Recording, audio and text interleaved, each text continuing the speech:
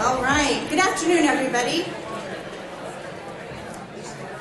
We have a great program in store with 4 speakers, so we want to make sure we get started on time so we can get you out on time.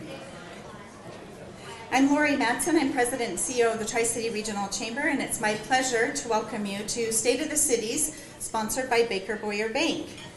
This has become a community institution since its inaugural event in 2003.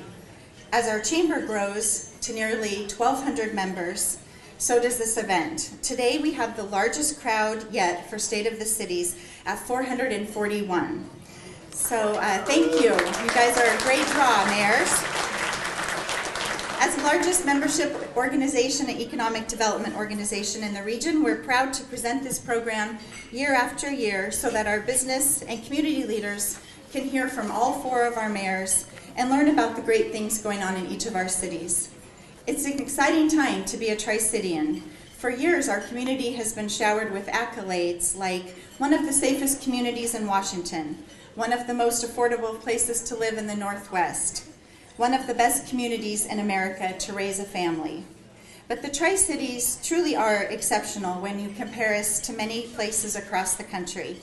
How many communities can boast a national laboratory or say they have so many PhDs per capita? How many communities can boast high-quality schools with excellent public safety? How about an abundance of carbon-free energy to fight climate change? And how many communities can boast all of these things and a booming population? We're in a pretty exclusive category, and it's clear that the Tri-Cities are well positioned for an incredibly bright future. There is great momentum with efforts to build world-class regional amenities, such as arts and entertainment venues that will enhance our culture and livability of our region. There's a rebirth of our downtowns. Riverfront projects are being planned, and a swell of grassroots support for a public market. Looking back at our past State of the Cities events, there were many projects and initiatives that were outlined at this very program that are now a reality. And I'm sure today's updates and highlight new projects and initiatives, I'm off track here, outlined in this very program that are now a reality. So I'm sure today's updates and highlights of new projects, initiatives, and the important work each of our cities are doing to propel our region towards sustainable economic growth and a greater quality of life. At this time, I'd like to recognize all the elected officials who have joined us for today's program. We have quite a few, as you can imagine. So I'd like to ask you to please stand and stay standing while we introduce all of them. State Representative Mary Dye is here, as well as State Representative Terry Neely. Again, please stand, and we'll clap for everybody at once. Benton County Commissioner Jim Beaver. From Franklin County, we have Prosecuting Attorney Sean Sant, Commissioner Bob Cook, Commissioner Brad Peck, Commissioner Rick Miller. From the City of Kennewick, we have Mayor Steve Young, Mayor Pro Tem Don Britton, Councilmember Matt Binke, Councilmember Greg Jones, Councilmember Paul Parrish, and Councilmember John Trumbo. From the City of Pasco, we have Mayor Matt Watkins. From the City of Richland, Mayor Bob Thompson, Councilmember Dory Luzo Gilmore, Councilmember Sandra Kent, Councilmember Phil Lemley. From the City of West Richland, we have Mayor Brent Gerry, Councilmember Richard Bloom, Councilmember Gail Brown, Councilmember Don Engelman. From the Port of Benton, we have Commission President Roy Keck, Vice President Jane Haggerty, and Secretary Bob Larson. From the Port of Kennewick, we have Commission President Skip Novakovich, Vice President Tom Moak, and Secretary Don Barnes. From the Port of Pasco, we have Commission Vice President Gene Reichman. From Kennewick School Board, we have Vice President Heather Kinsley, Kennewick Public Hospital District Commissioner Mike McWhorter, and we also have a couple special guests joining us today. We have Raquel Farrell Crowley, who's the Central Washington Director for U.S. Senator Patty Murray, and also Jamie Daniels, who is the new District Director for U.S. Congressman Dan Newhouse. If there are any other elected officials that I forgot, please wave your hand or please don't be bashful. We apologize for missing you. And also, before we give them a round of applause, we also have many staff members from all of our cities. These are public servants that help our community operate every day. So we'd also like all of our city staff to join us and stand as well, so we can give you all a round of applause. So please stand, city council. That's great. Lots of people from our cities. Thank you so much for being here and joining us today. I really appreciate all your service to the Tri-Cities. And if you could all please stand, we'll join me in the Pledge of Allegiance. Just a we're kind of getting our exercise here. I pledge allegiance to the flag of the United States of America and to the republic for which it stands, one nation, under God, indivisible, with liberty and justice for all. Thank you. You may be seated. This year's State of the Cities program is again sponsored by Baker Boyer Bank. And joining us from Baker Boyer Bank today is Michael Pettyjohn, Vice President and Regional Manager of the Tri-Cities office. So please help me welcome Michael.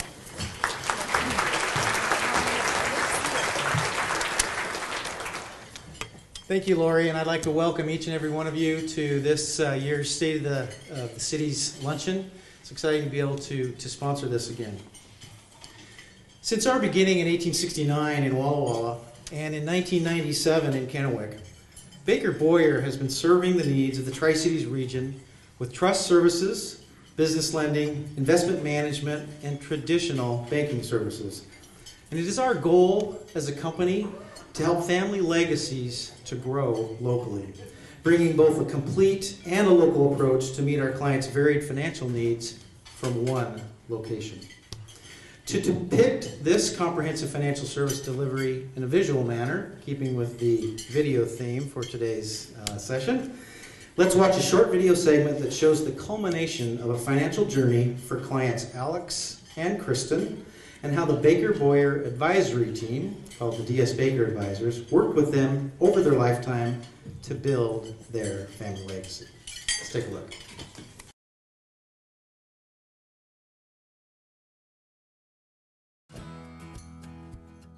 Chapter 7, Enjoying a Legacy.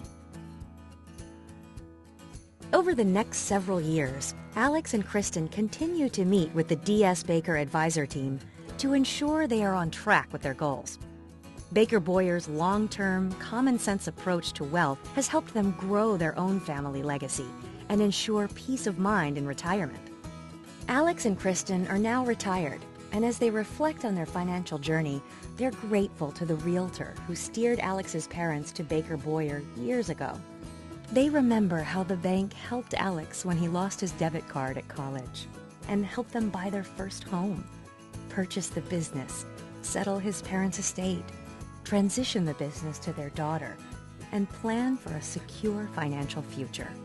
At every step, they felt that Baker Boyer's financial experts were wise, attentive partners who helped them build their family legacy. Baker Boyer has not only been essential to their own successful financial journey, but will be there for future generations as well. Alex and Kristen know that the peace of mind and financial security they enjoy now could only have happened with Baker Boyer as their lifetime financial partner.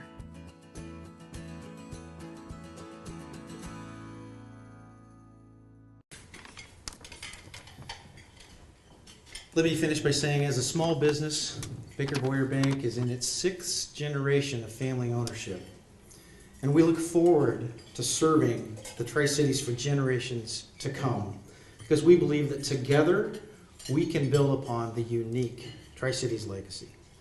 So thank you for joining us, and enjoy your lunch.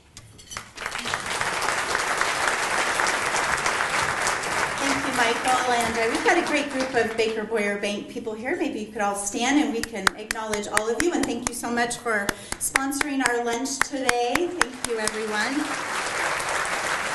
Thanks so much. Next, I'd like to recognize our outstanding member of the month for May to Columbia Basin College. CBC has served Benton and Franklin counties for more than 60 years. Since its founding, enrollment has grown from less than 300 to more than 8,000 students per quarter today. In the last decade alone, the campus has added the Lee Thornton Center, Bechtel National Planetarium, the Robert and Elizabeth Moore Observatory, CTE building, and more. As we speak, the Social Sciences and World Language Center and the Wortman Medical Center are also under construction and scheduled to open in 2017. With a vibrant campus and outstanding programs, CBC is an economic driver for the Tri-Cities. It's also a shining example of collaboration through its partnerships with our local school districts and universities on efforts like Delta High School and much more. Another awesome achievement, the CBC Cybersecurity Program recently placed 7th in the country at the National Collegiate Cyber Defense Competition, the only community college in America to even qualify for the competition. That's a great job there. We're very fortunate to have such an outstanding community college and thankful for CBC President Rich Cummins, who's with us today. So please help me welcome Rich to accept the award.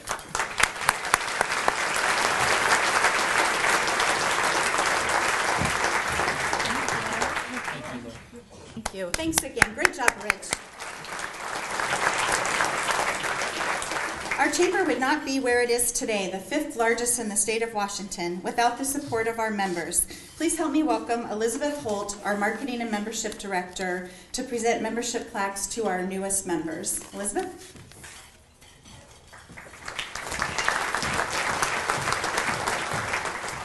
Thank you, Lori. Like Lori said, I'm excited to be here today to announce some of the Chamber's newest members who are able to join us. So if I call your name, please join us on stage and Lori will present you with your new member plaque and we'll pose for a group photo.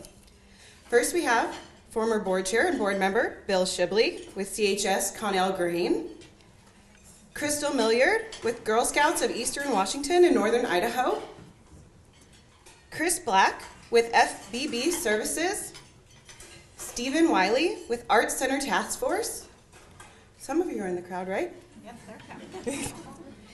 We have Brad Sappenfield with Another Brad Idea, Seth Lee Dunbar with Value Village, Andy Clary with Sageland Center, Paul and Jody Knutson with Knutson Engineering, Jason Wright with Wright Surgical Arts, and Peggy Zappone with Zappone Mediating and Consulting. Let's give these members a round of applause.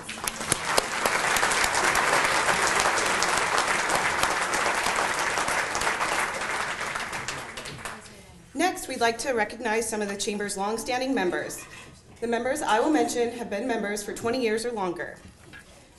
First, we have Bennett Reynolds, Benton Franklin Workforce Development Council, Budget Print Center, Columbia Industries, HFG Trust, McDonald's Restaurants, Ray Poland and Sons, Ben Franklin Transit, Highland Health Foods, Hills Restaurant, Overturf Motor Company, Country Gentleman Restaurant and Catering, Moon Security Services, Adult Day Services, Tri-Cities Cancer Center, The Personal Touch, Shervinell Construction Company, Canyon Lakes Restorative Care, Catering to You, Columbia Physical Therapy, Gene Spalding, and Tri-Cities Licensing. We appreciate all of your participation with the Regional Chamber. Let's give our long-standing members a round of applause.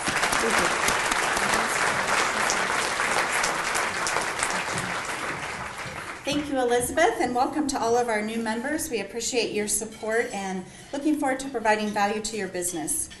May has been a very busy month at the Regional Chamber. Earlier this month, we kicked off our 5th year of Good Health is Good Business right here a month ago today. We have 64 teams plus 124 other individuals for a total of 415 people participating in this year's Wellness Challenge. And I know some of you are here today, so if you're participating in Good Health is Good Business, maybe you could stand and we'll cheer you all on as we're about that halfway point through Good Health is Good Business. So please stand if you're participating. Don't be bashful. There you go. Nice work, everybody.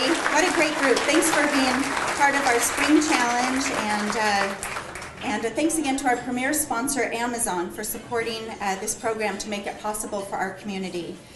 This month also featured a historic event for the Regional Chamber as we hosted Governor Jay Inslee for a roundtable discussion about the Tri-Cities Economic Gardening Pilot Program.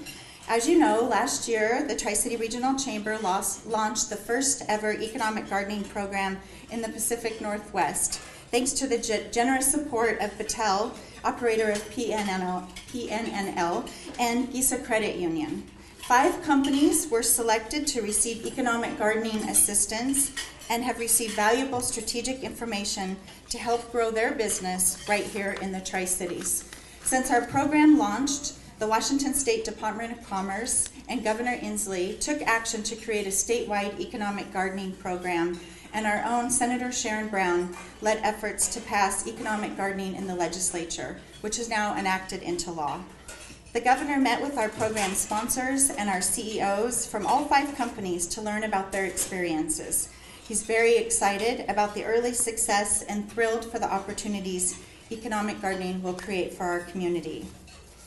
So we're very excited about that. So now for the moment we've all been waiting for, the mayor's video. This is what you all came here for, right? Each year, our mayors try their hand at acting while showcasing community accomplishments.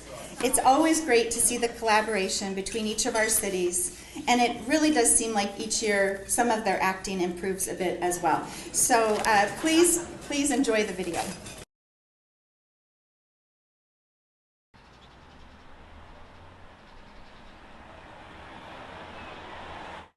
Gentlemen, the annual State of the City's address is coming upon us rather quickly. I think it's time that we make a change and make it a little bit more dignified this year. Dignified? He's talking about you, Steve. That's okay by me. I'm still trying to pay off the fines from the police car borrowing incident from last year. Good, then it's agreed. We're going to try something a little bit better this year, more dignified approach. You know, we should put together a focus group. Let's get their thoughts and ideas. Let's find out how we're really doing. I like the future aspect. I think the young professionals should be a part of it. But doesn't every city plan for the future? Not just this generation, but generations to come? Brent's right. We should expand our focus group. You know, I like that. The young professionals. Young professionals. That has a good ring to it. I feel good about this year's approach. Let's get a focus group, get it together, and move forward. Dignified. That's my middle name. Well, I'm so glad you guys could be here and be part of our focus group. Have you guys heard of a mayor? Yes. Well, I'm going to show you a picture and tell me who you think it is. Who's this? Giovanni. George Washington. Close, but maybe not the right century. This is Mayor Steve Young, and he's the mayor of the city of Kennewick. What do you think the mayor's salary is? Cynthia? $1,025, $5,650,000. Wow, you've put some thought into that. Yeah, you've done some budgeting. So my first question for you is, if you were mayor for a day, what would you do to make your city better? Sai? Paint the whole city Paint the whole city. in new colors, in all of the rainbow colors. That's Only good. rainbow colors. Okay. Giovanni? I'll pay everyone $100. What would you want them to do with that money? Like buy healthy stuff for them. Lily, what would you do as mayor for the day? Take care of the city. Take care of the city? Mhm. All right. That's awesome. So Richland is focusing on the waterfront district to increase access, business, and tourism. What are some of the things they should do to accomplish this? Sai? Make an Eiffel Tower bigger than the one in Europe. Like 600 million times bigger. Okay. In the center of the city. And everybody can see it from all the way around the world. Giovanni? I thought you said water park. Okay. Well, while Giovanni thinks of his answer, I'm going to show you another picture. And I want you to try to guess who this is. George Clooney. George Clooney. That actually looks like him, kind of. So this is Mayor Gerry. He's the mayor of West Richland, and It's right. It's the same thing as our country, but it's somewhere else. It's different. Yes. It's colder there. Let's talk about West Richland for a moment. They will be working on improvements to their gateway with better access to the river and a new riverfront park. Do you know what a gateway is, Cynthia? Is it like doors besides there are not doors or gates? okay, let's try another mayor photo. Can you tell me who this is? He looks like a guy from a movie. Yeah. He looks like from Iron Man. From Iron Man. Yes, I can see that. He looks a little bit like Iron Man. Doesn't look like Iron Man. A guy on Iron Man on the part of 3, I think. He always says this when he's at work. Badge. Badge. Badge. Badge, guys. Badge. Well, do you know his name is Matt Watkins, and he's the mayor of Pasco. Cy? Are we gonna learn about? Are you guys gonna ask any questions about weather? Well, first let's talk about public safety. The city of Pasco will soon be opening a new police station. Wow, how are they gonna build that? Do they build it or do they rent it or keep it? Good question. They are building it. The station was funded by the criminal justice sales tax. How else should Pasco use this funding source? Cy, what's Trampoline park. Trampoline park? I think we need to share this with Pasco PD. Yes, that would be a good addition to police services. But let's talk about Kennewick and their efforts to build a Broadway theater. What type of shows would you like to see there? Giovanni? SpongeBob. What other kind of shows do you like to see, Cynthia? Barbie shows. Cy, how about you? Transformers. Good choices. Let's look at this last picture and see if we can guess who this mayor is. Roosevelt. Roosevelt? Good try, but maybe someone from this era. Someone you might look up to. Giovanni? Abraham Lincoln. Abraham Lincoln? I think you would be happy with that comparison, Giovanni. But this is actually Mayor Thompson. He's the mayor of the city of Richland. Okay, last question. How would you encourage people to come live, work, and play in your city? Giovanni? Don't beg and say please. And I give them give them nice stuff. Give them a place to live. A good place to live. Cynthia, Cy likes your answer. And Lily, what would you do? Make them a place to work. Giovanni, did you have something to add? Where's the bathroom? Is that a joke or is it for real? Well, as you can see, we've got a lot of work to do. But these ideas speak for themselves. I especially agree with the George Clooney comparison. We have put a lot of time and effort into this, getting a community branding effort. Has anybody taken the time to talk to the branding committee about these new ideas? I'm glad you brought it up. I took it upon myself to bring these ideas up with everyone, and they enthusiastically created a new campaign that better represents the new direction. And here it is. Gentlemen, this is truly a fist pump moment.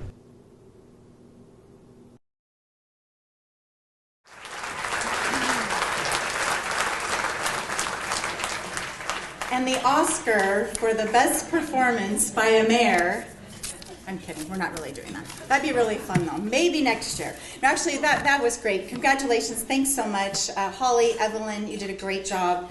And a great job to those kids. Giovanni, right? Like we've got some acting talent here. So let's give our mayors and all the staff involved a round of applause for that great video. Now we'll go to our actual presentations by each mayor. And leading off is the mayor of Pasco, Mayor Matt Watkins.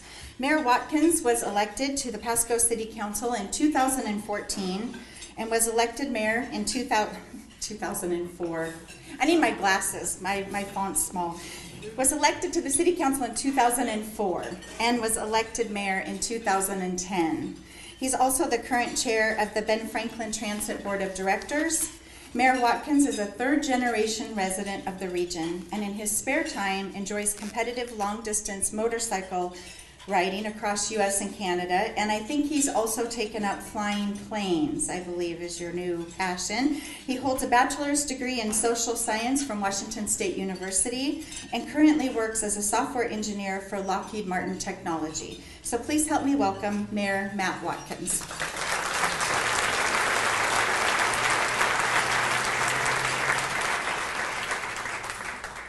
So to kick off, I wanted to tell you a few things about Pasco and how it fits into this greater picture of the Tri-Cities.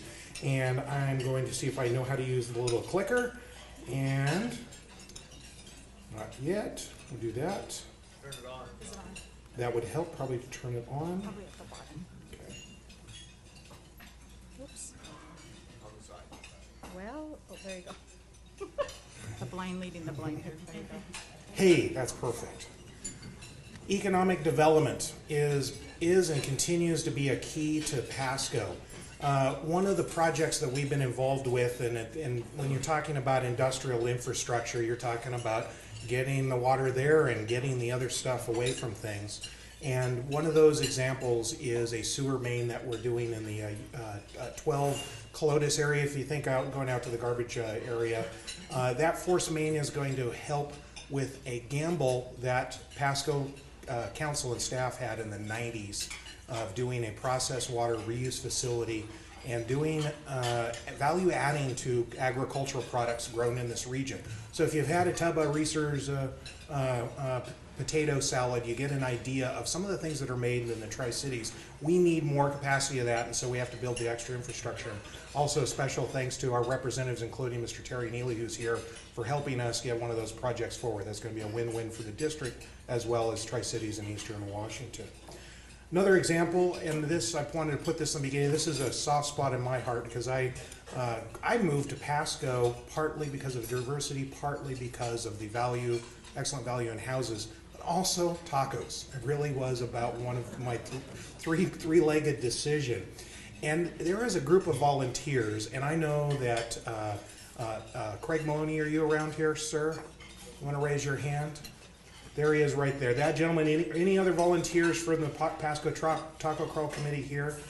I want to give a hand to this gentleman and their group who thought of an idea of highlighting 20 taco vendors and selling tickets, and the statistic he said is about 1/3 of the tickets came from Pasco residents and 2/3 not Pasco residents. So a Tri-City event to go eat tacos in Pasco. So the second question I'd ask, anybody go have tacos during this event or because of this event? Raise your hand. Well, that's, Craig, there's your demographic. We're going to be able to even grow that more because they sold 10,000 tacos, over 500 booklets, with about $4,000 that benefited Boys and Girls Club. And I understand the winner even donated their proceeds to Boys and Girls Club. So that was a tremendous success. And I also invited, I know that Steve Young and Mayor Pro Tem Don Britton came over for Taco Crawl Night. And it was just a highlight of the year for me to be able to enjoy a taco and share food with somebody in a challenging year and to reach out across our communities is an excellent event. So thank you again. Back to the wonderful maps, economic development. Anybody have been out by the Red 100 area recently? You know how there's sand dunes out there? Well, this brown area is the sand dunes, but think of that, and we've talked about it before, as the center of the Tri-Cities. This is the next piece to move in the terms of economic development. In fact, our city manager is at a conference right now with the landowner branding and recruiting for commercial and retail outlets and those sorts of things. So look to this as being an important development for the Tri-Cities. And I'm looking forward to it as well. A couple other examples. AutoZone, or as a Project Sunrise, which I knew about it until the end. I think the Herald might have known about the name before I did. AutoZone, and this isn't a case of where we're getting some AutoZone front places that you buy parts, but a distribution center where they're going to distribute parts for the Northwest region out of Pasco and hire 200 new jobs, and these are decent paying jobs. This is a great example of a partnership long-standing partnership Port of Pasco, and Tridec, and City of Pasco. So that was an incredible deal. And Road 68, which is a love-hate thing. If you hate the traffic on Saturday, remember though that all that commercial activity is beneficial for the community, and we'll be seeing New Hampton in as well. I don't know if you've seen this yet. This is kind of a concept idea, but how many people have been to Farmers Market in downtown Pasco? Bunch of people. Well, here's something that we're going to be working on. Imagine that space being spruced up significantly and changing maybe the traffic flow so that it's pedestrian centric. Still be able to park some cars, but update the Farmers Market, update Peanuts Park, and connect all those thriving businesses in downtown Pasco with an updated landscape. This is an idea that you're going to see more of here in the next year or two with Pasco. We're also talking about doing an aquatics facility. Pasco contributing to the Tri-Cities, an aquatics facility that is truly regional in nature. I think this is in combination with also Kennewick is talking about Lincoln. Steve will be talking about that. If we aren't going to do an aquatics facility as the whole of the Tri-Cities, is it a lift that the city of Pasco can do? And we think it is. And we're going through some of the details, and council will be receiving a feasibility study and some information this summer.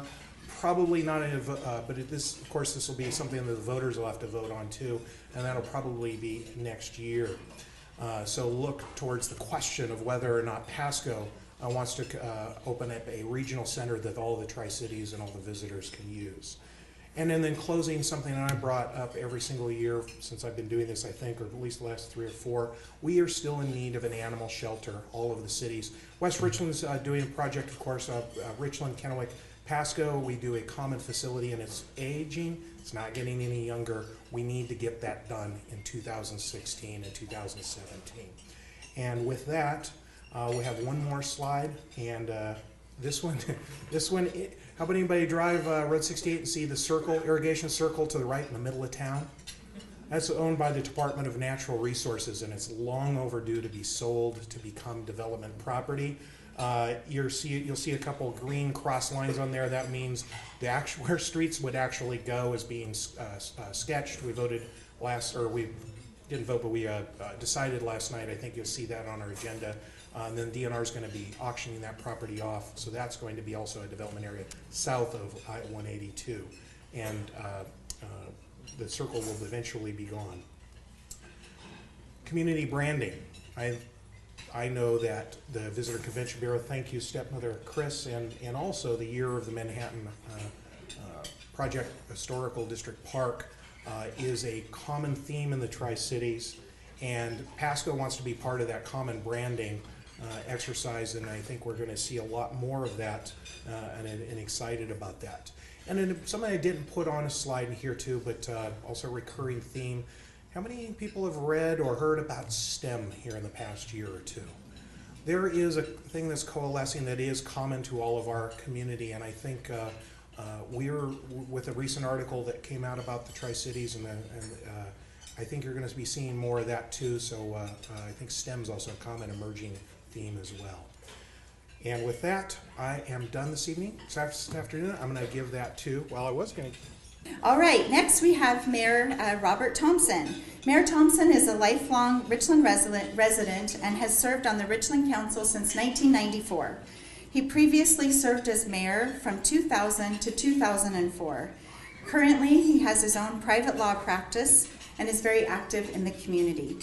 He's the past president of Benton Franklin Community Health Department and the president of Dial Help. He's also served as the vice president of the Energy Communities Alliance, which is a national coalition of cities and counties located near Department of Energy sites. Mayor Thompson has a law degree from Willamette Law School and a bachelor in political science from Washington State University. So please help me welcome Mayor Bob Thompson.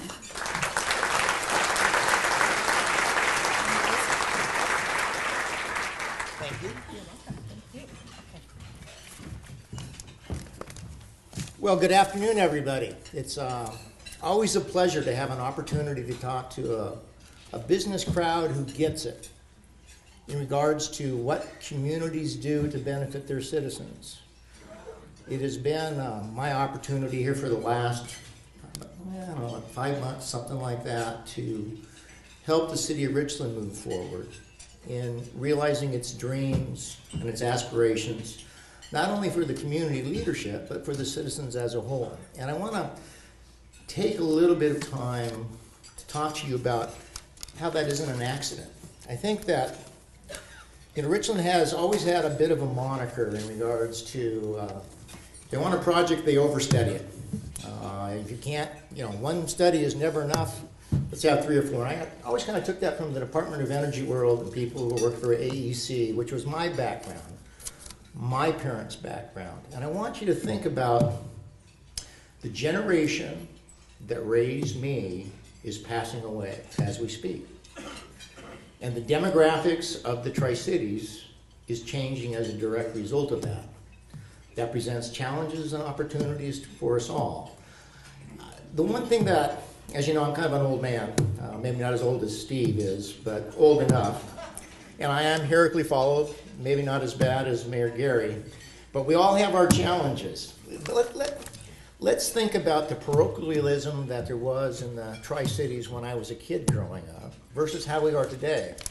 And I want to take the time to thank not only the city managers of the communities and also Mayor Gerry, but the mayors getting together, at least on a monthly basis, to sit around and talk about common issues that impact the entire Tri-Cities. You're hearing about branding, and I'll get back to that, because they give me these talking points and I just ignore those and start going. I apologize for that. But I know I've got a cane that comes out and pulls me off in about 10 minutes, so I've got that kind of thing figured out. It really is the case where the Tri-Cities has come of age. When I was a kid, Richland hated Pasco, Pasco hated Kennewick, and there was never any mix. That's just the way it was. Government, to an extent, has helped bridge that gap, and of course the populations coming together and intermixing has bridged that gap. And community leaders understand that. And they understand that where you can share services together to lessen costs to ratepayers and, in essence, citizens, it allows other opportunities for us to do other things. And again, I'm the old guy, 96, been in city government for a long time. I can say this honestly, and unfortunately I've got a moniker as being kind of maybe a too brazen and too straight shooter, because a lot of people aren't ready for that. The good news is that community leadership that we have on the city front isn't about self-aggrandizement anymore. It truly is about taking each individual community, working together with your other communities, and moving the community forward. And I can honestly say that, having been doing this since 1996, it hasn't always been that way. You guys have a great opportunity to drive the entire Tri-Cities forward because you have leadership in local government that is willing to assist you. Now that's the spiel. I'm going to sit down and now talk to you a little bit about the city of Richland. So the city of Richland got a lot of exciting things happening, right? So I wonder if you could flip that first slide up. Not that I can see it. Ah, there it is. So the city of Richland, everybody has a business. Most businesses have mission plans, right? You know, mission statement, that kind of stuff. How do we make decisions? And I want to give some compare and contrast here. In the city of Richland, we have 7 keys that help drive decision making. You know, hopefully, if you were lucky when you were a kid, your parents took you aside and said, you know, in order to make decisions, you got to have certain core beliefs, don't you? Whatever it is, whether it's, you know, equality among men, justice for all, those sort of basic inherent concepts are things that help us make decisions. Because every time when you're faced with a new decision, you don't have to reinvent the wheel, do you? If you have core values. If you look out in public life today, I'm not so sure we have as consistent core values as you need. But the city of Richland, realizing the individual challenges that councils come and go, have decided to come up with these strategic leadership goals. And I want to address those because I think it gives you a better understanding on how the city of Richland actually does things. Because a lot of things we do isn't as popular as maybe the community wants. But if it isn't because we have a personal vendetta against somebody.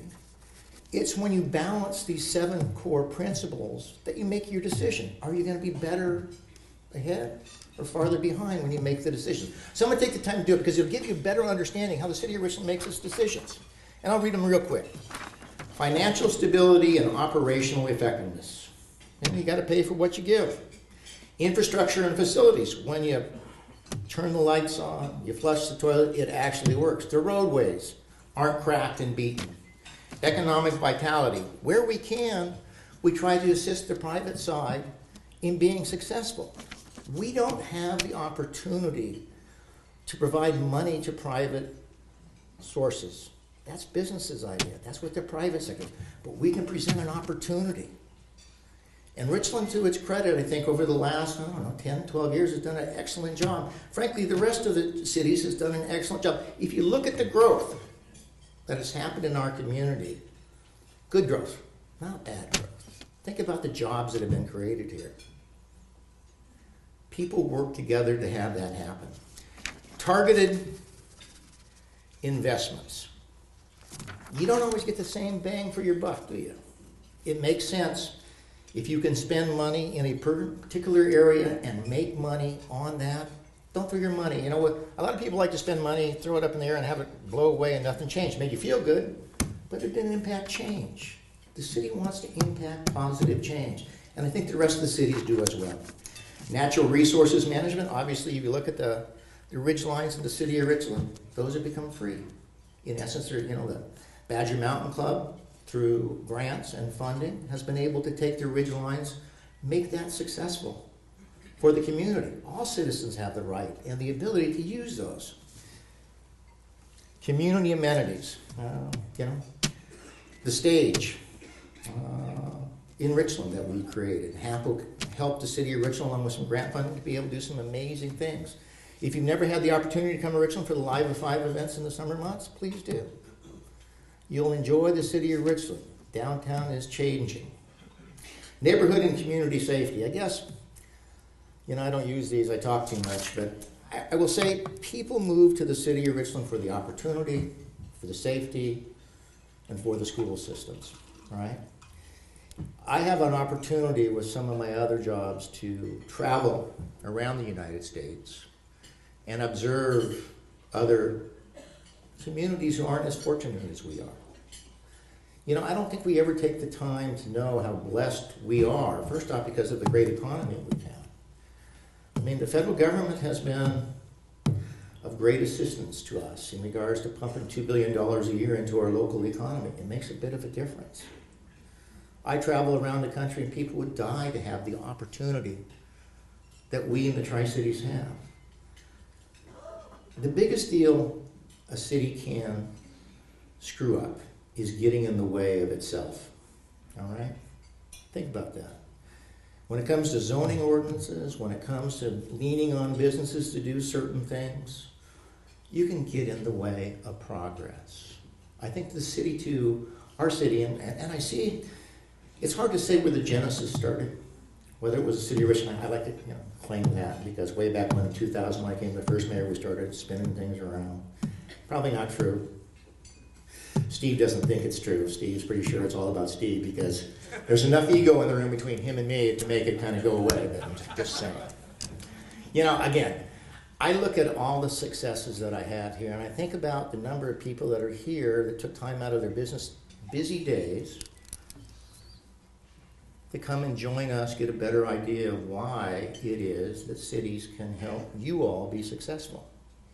We're open for business. Every city is open for business. And again, this is just me, shooting the stuff with you guys because that's kind of what I do for a living. I was wondering if we could go to a slide where we actually talk about something that you wanted me to talk about. Which one would that be? Let's talk about new businesses in Richland. So, Richland's got all sorts of different sections. We got South Richland, right? So, you've got this new cinema that went in out there. The Queensgate area has really progressed. You've got North Richland, we're getting some hotels out, and then we've got Columbia Point. There's some fascinating plans for all of Columbia Point now. Stay tuned. City of Richland really wants to have a vision of the waterfront. That means connecting downtown Richland to the waterfront. Well, we've got a couple issues. We have something called George Washington Way, which sometimes resembles a parking lot between 4 and 6:15 in the evening. That's a challenge. Is it one that we can't overcome? I don't think so. Pay attention. You're going to have a lot of opportunities in the city of Richland, Kennewick, Pasco, and West Richland, because we're really working on it. The community branding aspect of things, believe it. When you go somewhere, when you go to the west side, and you talk to people, they go, you talk about the east side, they go, what, you mean Bellevue? And I go, no. And you talk to them, hell, they've never been over here, for the most part. And I spent some time over there in my school years, and the webs have finally atrophied out of my fingers, and I'm real glad about that. But the business opportunity that belongs here in the Tri-Cities is for you to embrace and move forward. Traffic, we've got the idea of the Dupertale Bridge, right? So we have a log jam coming down George Washington Way. Most of that site related, coming out of the site between that 4 and 6:15 time slot. If we have the ability to divert traffic out of the bypass out to the Dupertale Bridge, takes a lot of the load off traffic, allows us to do maybe some really interesting things downtown. Make George Washington Way 2 lanes, have business fronts, have a real downtown. What a concept, huh? In the city of Richland. Pay attention, there's some real exciting things going forward. I don't want to think that it is just this council that move things forward, or just these mayors that are talking to you. This progression in your communities has really taken place. I implore you all to consider when you pick leadership in local community or state government that you choose wisely. Somebody who just gets a paycheck and doesn't move the community forward is probably a waste of your time and your vote. Give that consideration when you vote, because it really makes a difference. There are people that are in it because they want to have a tag on their name, and there's people in it and they want to get some damn stuff done. This community has the capacity to get things done. We talked about STEM. Let's also talk about energy. How particularly well situated is the Tri-Cities for an energy future that can lead the entire state, the entire Northwest? I'll leave you with that.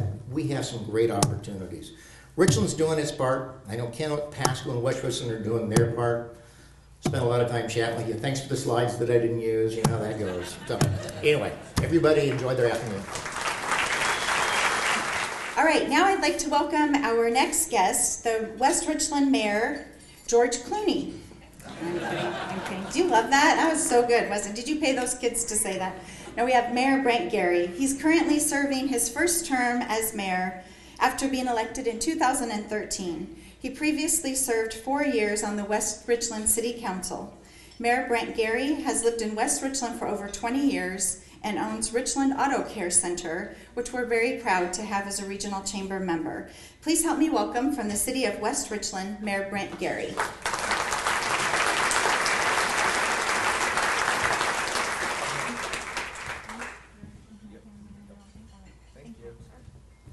Yeah, that's Clooney, George Clooney.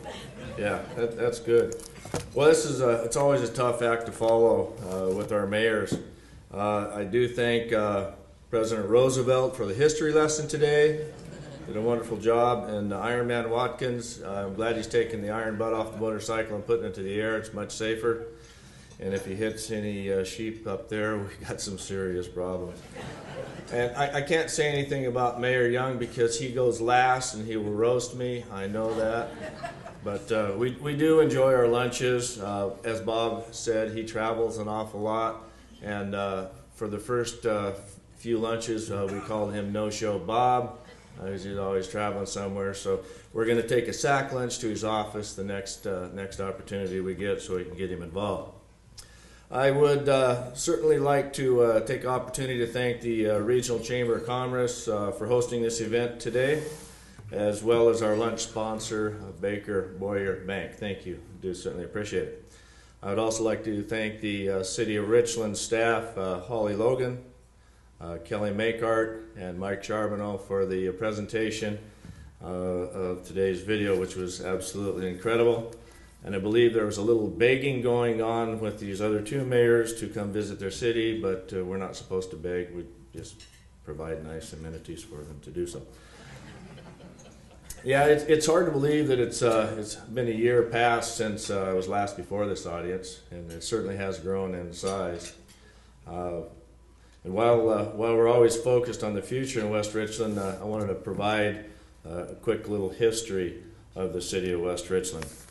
Quite unique, actually.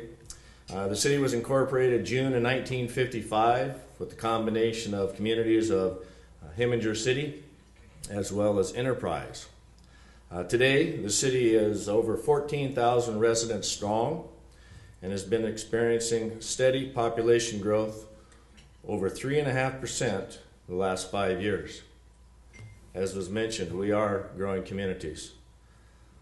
We're a relatively young community as well, and it certainly makes me feel better because I'm going to pop 60 here pretty quick, but I'm hanging with an average age of 36 years old in the city of West Richland, which too also made mention of Mayor Thompson that the older generation has since passed and the younger generations are coming to run our cities and be part of our communities. What's unique about West Richland is over the half of the city remains in agricultural production, approximately 8,000 acres if you take a look at that slide, which is a good problem to have. 8,000 acres in the city limits that's undeveloped. Certainly a reason for the growth that we have out there. We're actively planning for our growth in our southwest portion of the city, and this will be certainly benefited by the I-82 interchange in the Red Mountain interchange, I-82 Red Mountain interchange, which is scheduled for completion in 2021. So the roundabout's about done in Benton City, which was certainly a necessity, and then they're going to move up the hill and start working on our project. In the past year, we finalized the annexation of 92 acres of the port property known as Tri-City Raceway, and we continue to look forward in the partnership with the Port of Kennewick as the master planning is proceeding with that project. So we're excited to get that done and move on as things grow out in West Richland. This is kind of an interesting slide. While the city of West Richland is known as a bedroom community and receives little revenue from the state sales tax, therefore every little bit of the revenue is extremely important to us. This slide depicts how single dollar property tax is split among public agencies. Note the city receives significantly less for its operations than it's dedicated to the leading three entities. And that's, we all, we got to pay taxes, we got to do this. People think that it all goes to one house. All of our cities get a very minuscule amount of that money. And this is probably my favorite slide that our finance director, Jessica Platt, puts up on the screen because it shows just exactly how little we do receive. While the assessed valuation of the city continues to rise, having surpassed over $1 billion this year, we still rank at the bottom of the list comparing to general fund revenue on our city per capita. Surprisingly, Benton City receives more than twice the amount of retail sales tax per year per capita as does West Richland. You would recall West Richland is 14,000 residents, while Benton City is just over 3,000. Now, if I can get Cindy to give us that tax revenue check from that Queensgate that is a suburb of, West Richland. Everything, Queensgate, West Richland, isn't it? You call Les Schwab. Thank you for calling West Richland, Les Schwab. How may I help you? So I have yet to see that, but I'm sure it's in the mail. So in order to increase our sales revenue, we must create opportunities. Commercial and industrial development. Oops, back up one. Exciting projects are in the works at the intersection of Belmont Boulevard and Keene Road. After years of planning, I'm proud to say that the extension of Belmont and the installation of necessary utilities, we are seeing activity at that at the intersection we call Belmont Boulevard. Public investments include Richland School District construction of a 98,000 square foot, two-story middle school that will house 800 students in the fall of 2017. The district's 30-acre site west of the city's planned municipal services campus will also include city council chambers, offices for engineering and public and planning, as well as a public works shop. The construction is planned for the fall of this year. Future plans include the animal control facility, which is adjacent, dedicated land adjacent to the municipal services facility, as discussed, is obviously a necessity. So if there's anybody out there that is passionate about their animals, because I know if you want to fill a room in a town hall, you either talk about fireworks, animals, or something, that we'd certainly love to take your funds to help us expedite that project. And with the construction of the municipal services facility, that'll allow us to utilize the vacated facilities that are located on 38 and Van Giesen. That's another economic development driver that will help spur the new entrance to our city, as you will see in the future slides with the Gateway project. So with all four corners of the intersection zoned commercial and can support approximately 60,000 gross square foot commercial floor space, that's big for the city of West Richland. The city council recently adopted design guidelines for the Belmont district, which will ensure the development in the order in which our citizens and our businesses expect it to grow. Now the cool stuff. This is where the wow factor comes in. I've been up since 3 o'clock this morning because we just came from viewing our eye plant down in California. So I'll share with you a little bit about the eye plant. Another city investment spurring development is the construction of an industrial process water treatment plant known as the eye plant. Located near the intersection of West Van Giesen and Keene Road, the plant will pre-treat wine processing effluent for the existing and future planned wineries at Red Mountain. The pre-treatment reduces the processing costs for the wineries as well as the city to maintain a stable flow of processed water to our primary municipal services facility. The construction of this will be complete in 2016. We actually were down at the facility watching them operate the plant. They're going to take it apart, put it on a truck, and be up here in a few weeks. And with that said, we had a winery recently purchased 10 acres of land at the Red Mountain Center to construct a 44,000 square foot winery. And so it's a build it and they will come in this particular deal. Red Mountain is going to be a poppin' place. We heard a lot of positive things as we toured different wineries. As a matter of fact, one of the wineries down there said that their sister winery is looking for property up this way. So Red Mountain ABA, the grapes, the effluent facility, this is something that's going to be a plus for the city of West Richland. Share one more note with that. I'm going to go off topic a little bit, kind of following my attorney friend out there, president. The Closina is the name of the company that is building our effluent facility. And Closina is a Roman term for goddess of water wastewater, goddess of wastewater. So we are very excited in West Richland to have our Roman goddess become part of our city in West Richland. That's pretty cool stuff. You guys don't have no goddesses, do you? We may be small, but we go big. Okay, other city projects that are either completed or planned that I'd like to tell you about. I've already touched on the municipal services facility. I'd like to point out that the long-term plan for the municipal services facility is also for the finance and the administrative offices to be constructed up there, kind of a phase 2 program. As you saw, we don't have the big cash flow that some of our new city hall people get to build in Richland there. We'll do ours in 2 stages. She's texting me right now telling me, you are... So, and that will also free up more property down at 38th and Van Giesen that we could market for economic development. Another cool project has a real wow factor is in the summer of 2015, the city installed a LED streetlight program, total retrofit of the city with the partnership of Benton REA and with numerous other agencies. Utilizing the LED technology dramatically reduces the city's streetlight bill as well as the long-term maintenance.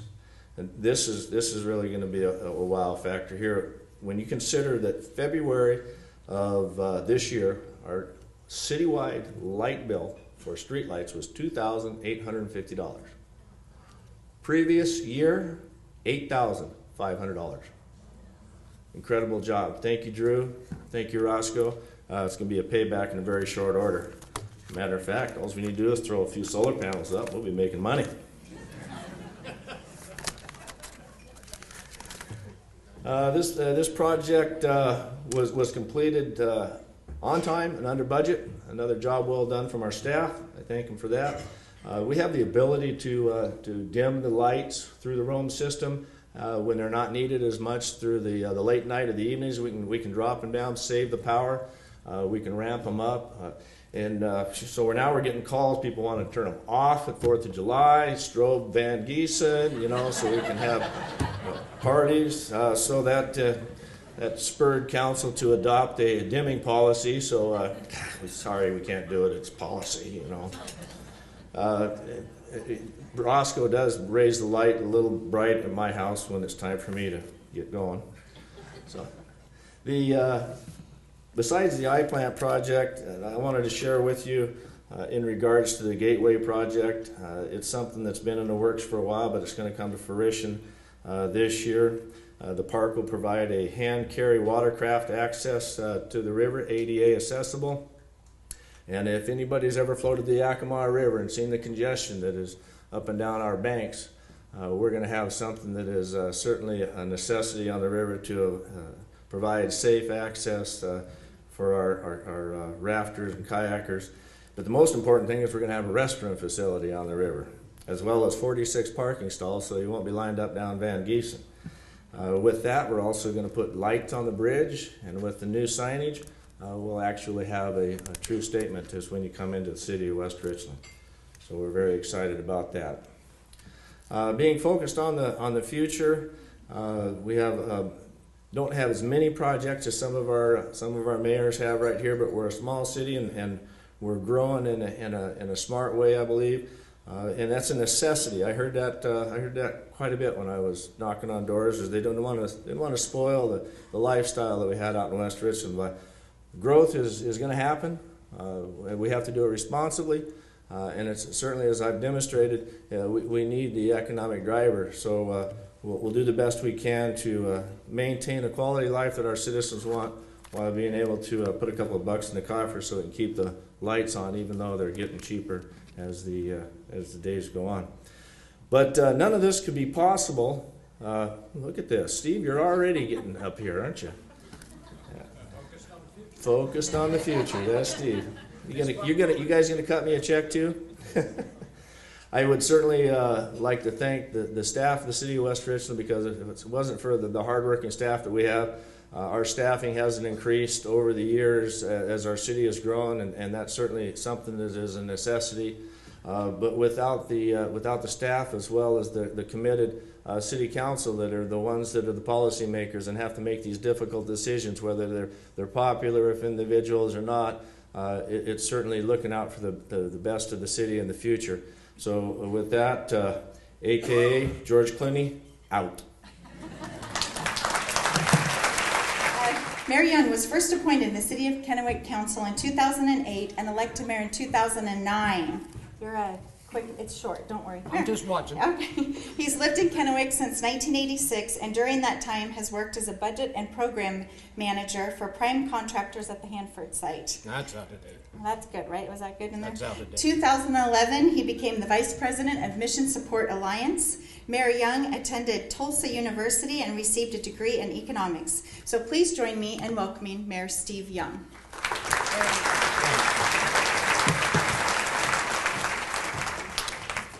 Chamber just advised we're out of time. Any questions? By the way, Brent, I just want to say that I'm really thankful they named it after a Roman goddess, because the Greek goddess Sincera is pooper scooper. So anyway, I get just a few minutes. I won't take more than an hour and a half. But let me start out. I have to, as everybody knows, I always have to have something funny in the middle of a speech, right? So let me tell you a little story. This is a true story about President Carter.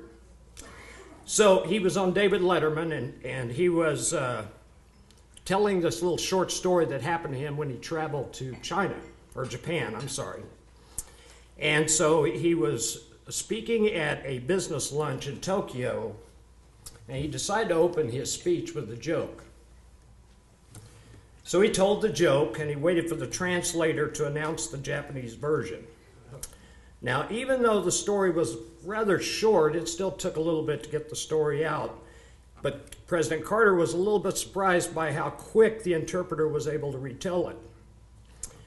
Even more impressive was the reaction from the crowd. Carter thought the story was cute, but not outright hilarious, and yet the crowd just broke up. And President Carter was kind of flattered by it.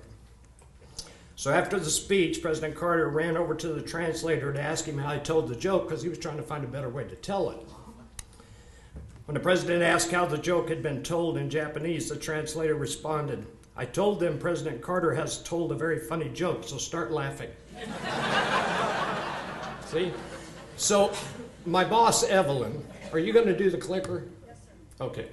So if she raises her hand, just start laughing. It doesn't matter what I've said, okay? So it's an honor to be here today. It just seems like a year ago we were here. But I want to thank the Chamber, as usual. You guys do such a great job. And year after year, it seems like we're getting bigger and bigger, and I think we're going to have to open the doors, put tables out in the lobby, and that's okay. And I do want to say one other thing before I go into my spiel, is that if you listen to Bob Thompson, you recognize the fact that it must be difficult to have lunch with the mayors every month, because all the other three of us leave with our heads down when we're through. Well, our sustained prosperity and opportunities for the future have been evident throughout the city. So on behalf of the city of Kennewick and our city council, I want to say that I'm not just going to talk about all the great things happening in the city of Kennewick. Our success story is really about the 4 cities that make up this region, as well as the many partners, including those that work and live within the city of Kennewick. We know that it takes the contributions of hardworking individuals, thriving local businesses, and partnerships to be successful and make this community the place to have a home, raise a family, invite our friends and family to visit. And so as I leave that, I want to talk just a moment about economic development. Economic development and the creation of a sustainable family wage jobs continue to be not only the top priority for the city of Kennewick, but for our other 3 partner cities and our counties and our ports. For some time now in the city of Kennewick, it's been recognized that we have been one of the economic leaders by virtue of the fact that we're the largest of the 4 cities. But none of that would be possible without our partners, the other 3 cities, the ports, and the counties. But our efforts in the city of Kennewick have been directed at all aspects that support this position, that include building on excellent quality of life, creating a supportive climate for entrepreneurs, recruiting target businesses and industries that complement the existing business base we already have, and as important as anything, and you've heard it said already, is attracting a young professional workforce to support our growth. You saw in the video where we showed these young children, if you stop and think a minute how fast time is going to those of us that are old, is that time is flying fast. And those young kids that were sitting there talking, it won't be long, they're the ones sitting out here. Now, the major efforts that Kennewick has put forth have been a public-private partnership, such as the one we have with the Port of Kennewick to build an urban wine village. We're going to have one of those things too, but we didn't think to give it a cool name like the I thing. We just call it the thing. right? But we listened, we heard, the people said we want new destinations. We want destinations for people of all ages. And that's the direction we're heading in the city of Kennewick. In 2015, the city of Kennewick received a Municipal Excellence Award from the Association of Washington Cities for our LRF. And the LRF is what built Southridge. We were able to do all you see at Southridge without a single increase in taxes to any of our residents. In addition to that, if you stop and think about it, in 4 years, we created 300 jobs in Southridge. But more importantly, we returned back to the state 500% of their investment in Southridge, which, by the way, their investment was our money to begin with. Figure that one out, businesses. So if you go to Southridge on any given day, you'll see and feel the progress that's taking place there. And the evolution as occurred would not have happened without the ability to invest in infrastructure.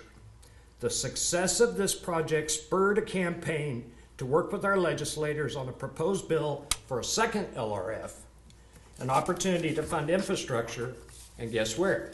Just a field. So what you see happening at Southridge over the last few short years, watch the next few short years and watch Vista Field grow. I want to give credit to Senator Sharon Brown because due to her efforts, Senate Bill 5109 did pass in the last session to get more LRF opportunities to the state. Council and staff are confident that the success we had at Southridge will help us secure additional funds for Vista Field. And we have many other significant efforts to focus on, but let me jump now to the next slide. I only have 44 slides, it won't take long. There we go. So maintaining our existing infrastructure and building new infrastructure is essential to supporting all these economic development opportunities and efforts that we have in our community. So let me jump down to some of these projects. One of the items that we're particularly excited about, and everybody's heard me talk about it for a long time, it's almost done. Bob Hammond will remember how long I've talked about this one. Steptoe Hildebrand, or Bob Olson Parkway. The final phase is underway. Its completion will provide a loop around the city of Kennewick. It'll connect Highway 240 to Highway 395, and the best part, traffic will lighten up on Columbia Center Boulevard and Edison Street because of that. Not only that, but how many of you remember in the old days going parking, let's not talk about that, going out south of the city, south of Thompson Hill, getting on I-82, and all you saw out there was land, right? In fact, we used to visit with a guy on Panoramic Heights, and we would go hit golf balls out into the field south of Panoramic Heights. Land is being bought up like you can't believe around the south side of Thompson Hill for both residential and retail and others. It's a pretty exciting time for that.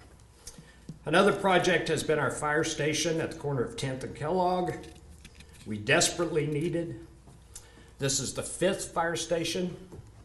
It's been 20 years since we put in a fire station. We waited so long that now we have to get ready for number 6 because of the growth south of Kennewick. And so Fire Station 6 will be our next project, and the station at 10th and Kellogg is just about complete, right? I always ask that like a directing question, you know, we're almost done, right? Oh, yes. The largest investment any city typically has is its roads, and I want to talk just a minute about the problems we have in our 4 cities when it comes to roads. As you know, we've all looked for ways to cut costs. Price of oil skyrocketing as it did really took its toll on cities. If you don't believe that, just go up to Spokane. They can't get started on fixing the roads. So we're very fortunate here. And in the city of Kennewick, we have 750 mile lanes of roads just in the city of Kennewick. And those roads have to be taken care of. And they don't last forever. And that's going to be a major undertaking for our city over the next few years. In addition to that, we have the new Ridgeline, what do we call this crazy thing? It's let's call it an interchange at Ridgeline and Highway 395, where most interchanges come off the right side. We're going to confuse everybody and come off the inside. One stoplight keeps our costs down. I tried to get a roundabout up on 395 to get the trucks off there. State didn't think that was funny. But I was serious. Give me a roundabout, the trucks will go on around. I was trying to help Richland get all the trucks. And one other major project is our aquifer storage and recovery. I want to talk about this because most people don't know we even have it, because it's a hole in the ground. And what it is, it's a 100 million gallon tank. Actually, it's a natural hole in the ground where we store 100 million gallons of water that we can use at the city of Kennewick during peak demands. Now stop and think about what happened last year. That's why we see it as important. And we're the first that the Washington State Department of Ecology has allowed to be put in. And it's working now, correct? Probably don't have 100 million gallons in there yet, do we? That takes a week to fill. So anyway, that's one of our major projects. Again, we're talking infrastructure, the needs for water, the needs for roads, and so on. So, I want to just talk about a couple of more things and then I'll stop. Kennewick's population. I've had a number of conversations over the last year by people who, let's say, aren't excited about growth. Most of the complaints I get is, why did you build a house behind my house? You know, what do you want me to say? It stopped at your house. But we're expecting to grow another 33,000 people in the city of Kennewick in no time at all.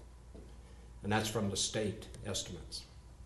Now, if you stop and think about Kennewick, Pasco, Richland, and West Richland, and the growth we're expecting over the next few years, and you look at how dynamic this community is, and people are starting to relate to this community. They're starting to say it's a gold mine. A lot of people are moving here from other areas where taxes are far, far higher. I've seen the taxes in King County. Blows my mind what a $300,000 home is in taxes, if you can find a $300,000 home. But it's $12,000 a year. That's $1,000 a month for people to pay property tax. And I get yelled at if I talk about 0.2% on the sales tax. My point is this. A lot's happening in our community, and it's happening very fast. Personally, I'm proud to be a mayor of the city of Kennewick, and I know these three guys are proud to be mayors. We have great councils. We have great city managers, great staff. More importantly, we just have a great place to live. A lot of people are moving here that never even knew this place existed. And we want to be a welcoming community, but we want to be the community they want to move to. We want to be the community you want to live in, and we want to be the community your children will enjoy. So with that, let me explain one thing. You knew it was coming, didn't you? So, what we're going to do, we're going to build the Eiffel Tower, so we're going to need another LRF. If you don't like SpongeBob the musical, you won't enjoy the new theater that we're bringing to a boat this year. But this is what the children see as the future. Now, will that change? A little. I hope it doesn't change much. I hope they still have that attitude when they're our age. I do. I thought these kids were great. But with that, I'm going to stop and let you guys finish up today.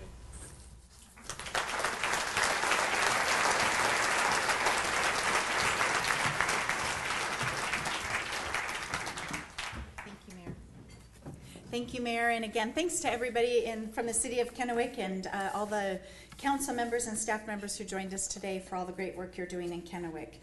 Let's give all of our mayors, all of our council, all of our city staff one final round of applause. Thanks for all your work you've done today.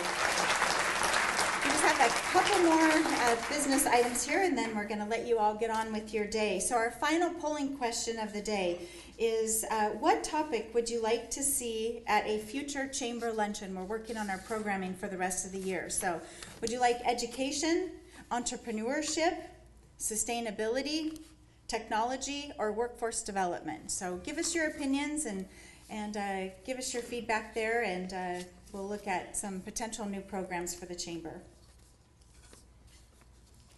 Entrepreneurship, what do you know? Chamber of Commerce, there you go. That's a great, that sounds like a great topic. All right, so we can look forward to that. So thanks again for participating in our polling today, and special thanks to Cascade Natural Gas for our sponsorship. And we're really excited to offer this feature at all of our luncheons. At this time, I'd like to invite Jillian Marquez, our project coordinator, to the stage so we can give away a few door prizes. Here she comes. Jillian.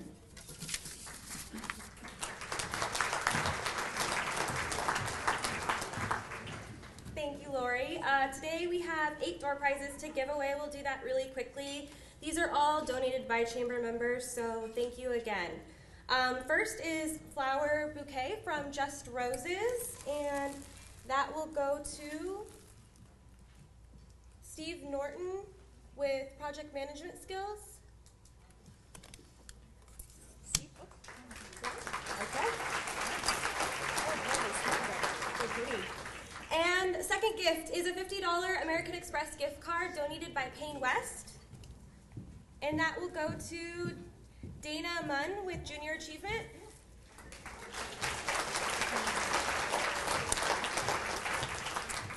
The third gift is a emergency supplies car kit, and it is donated from Gerard Tobias at Tri-Cities Insurance Professionals, and this will go to Kyle Simmons with the Country Gentleman.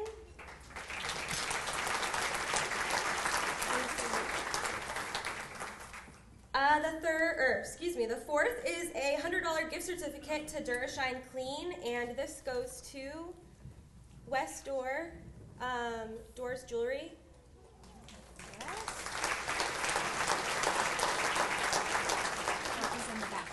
The next is a bottle of wine from Hedges Winery, and that goes to Laura Curry with Curry Investigation.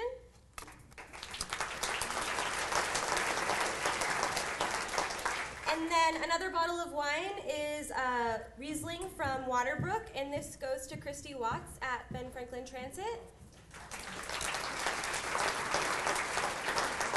And last two, there are 2 $25 gift certificates from Mezzo Thai, and the first goes to Tamara Meyer, again from Junior Achievement.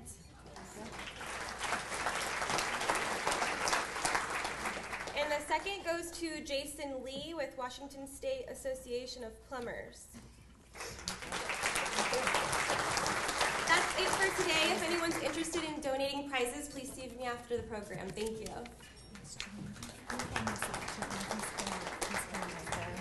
Thank you, Jillian, and thanks everybody for donating our door prizes. So a final thank you to Baker Boyer Bank for sponsoring our luncheon today, the cities of Kennewick, Pasco, and Richland for making our program great, and our networking partner, Benton Franklin Community Health Alliance. If you haven't had a chance to visit with them, please do on your way out.